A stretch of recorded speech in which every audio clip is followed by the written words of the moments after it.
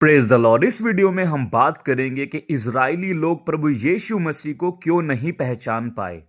उनके पास पवित्र शास्त्र थे और उन्होंने पढ़ा भी था, पर फिर भी वो चूक गए क्योंकि वे वचनों को समझ नहीं पाए।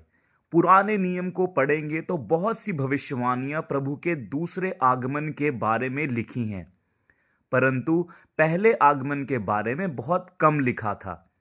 पढ़ते हैं भजन संहिता अध्याय 45 2 से 11। तू मनुष्य की संतानों में परम सुंदर है, तेरे ओंठों में अनुग्रह भरा हुआ है, इसलिए परमेश्वर ने तुझे सदा के लिए आशीष दी है। हे वीर, तू अपनी तलवार को, जो तेरा वैभव और प्रताप है, अपनी कटी पर बांध। सत्यता, नर्मता और धर्म के निमित्त अपने ऐश्वर्य और प्रताप पर सफलता से सवार हो। तेरा दाहिना हाथ तुझे भयानक काम सिखलाए। तेरे तीर तो तेज हैं, तेरे सामने देश देश के लोग गिरेंगे, राजा के शत्रुओं के हृदय उनसे छिदेंगे।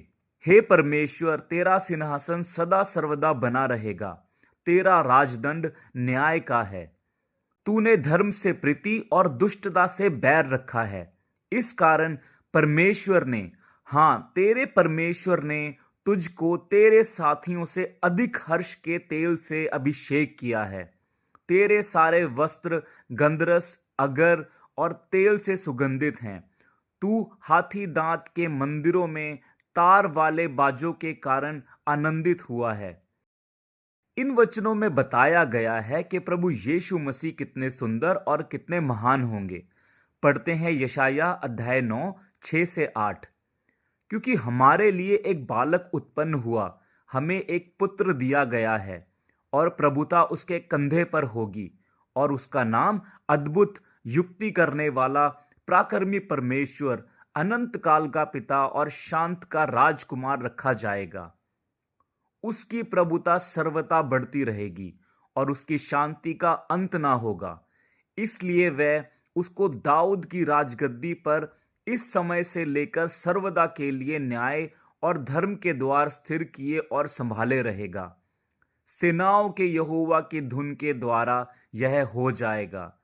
प्रभु ने याकूब के पास एक संदेश भेजा है और वह इज़राइल पर प्रकट हुआ है।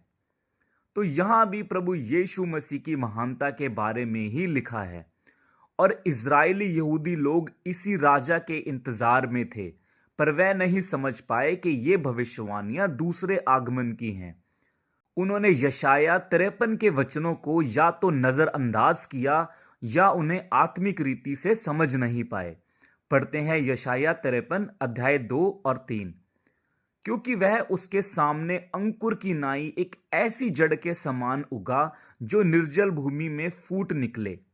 उसकी ना तो कुछ सुंदरता थी कि हम उसको देखते, और ना उसका रूप ही हमें ऐसा दिखाई पड़ा कि हम उसको चाहते। वह तुच्छ जाना जाता और मनुष्यों का त्यागा हुआ था। वह दुखी पुरुष था, रोग से उसकी जान पहचान थी, और लोग उससे मुख फेर लेते थे। वह तुच्छ जाना गया और हमने उसका मूल्य ना जाना। यहूदी लोगों ने इन वचनों को मिस कर दिया और अपने ही मसीहा को क्रूस पर चढ़ा दिया। इसीलिए मैं अपनी हर वीडियो में कहता हूं कि बाइबल को पढ़ना और वचनों को समझना बहुत ज्यादा जरूरी है। आज का वीडियो यहीं तक था। अगर आप इंग्लिश में सुनना या इंग्लिश में पढ़ना पसंद करते हैं तो आप यूट्यूब पर सर्च कर सकते हैं रॉबर्ट ब्रेकर। यह एक इवेंजलिस्ट हैं जो इंग्लिश में ही टीच करते हैं और डेफिनेटली आपको बाइबल की बहुत ज़्यादा अच्छी नॉलेज दे सकते हैं।